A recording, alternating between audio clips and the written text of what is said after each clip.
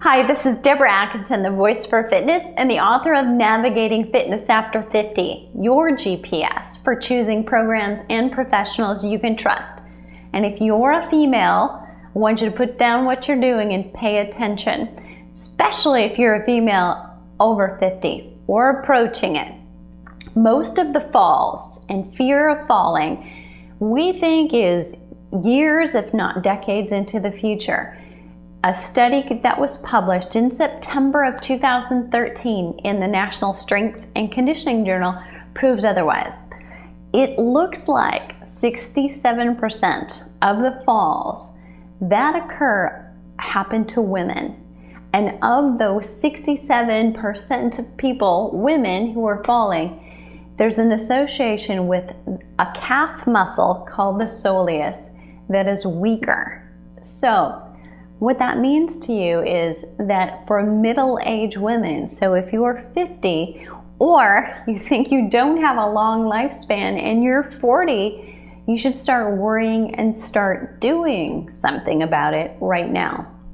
So if you think you work your calves while you exercise, and you don't need to worry about that because you definitely do and your trainer takes care of that, you may be surprised to find out that you're working the large muscle on top called the gastrocnemius or the gastroc, but not working the smaller muscle underneath, which is called the soleus. That's the problematic muscle. We tend to do our calf work standing up, generally just raising toes up. So sometimes it's called a heel raise, sometimes it's called a toe raise, but basically it is the same thing that we're referring to. So you're raising up and down on your tippy toes or bringing your heels either from the floor to an elevated position. Maybe you're doing it on a step, some kind of a block or machine, allowing you to have more range of motion than that and get a slight stretch before you actually come back up to the peak. Still working your gastrocnemius. That's not going to change the muscle that you're focused on. So how do you get to the soleus muscle? To get to it, when you're exercising, you actually have to have that knee bent at 90 degrees. I'm going to show you exactly how to do that. Both how to stretch it and how to strengthen it in a couple of different ways.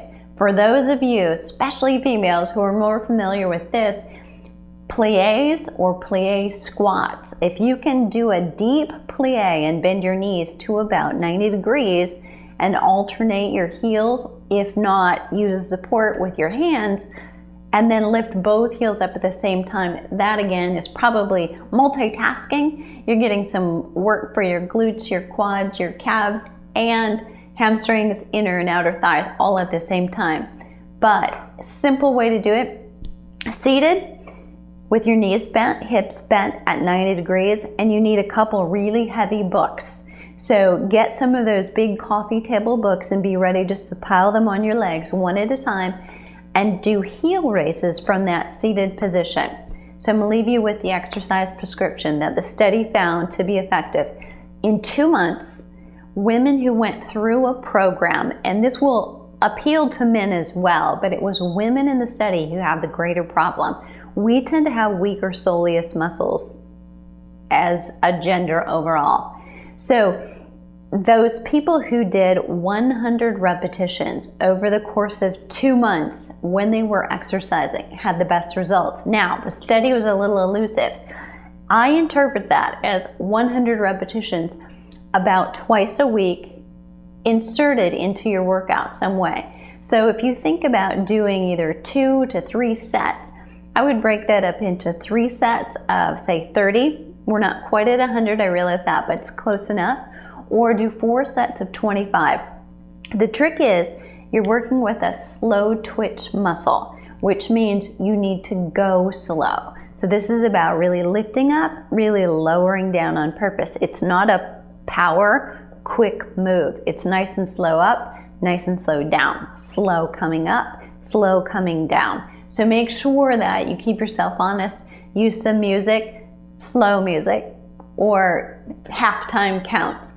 So that's your tip for reducing your risk of falls. And if you are between the age of 50 and 65, if you strengthen your soleus muscle now, not only will you be at less risk of falling now, you may power through whatever else workout you're doing and be able to burn more calories, because that muscle plantar flexes your foot and propels you forward when you're walking or running or doing elliptical for that matter. So you may overall be more fit because you take care of all the big and the small muscles that you've got.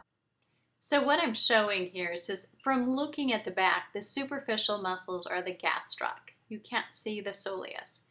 So look at this straight leg lunge. Now watch when I leave the heel down, but I bend the knee.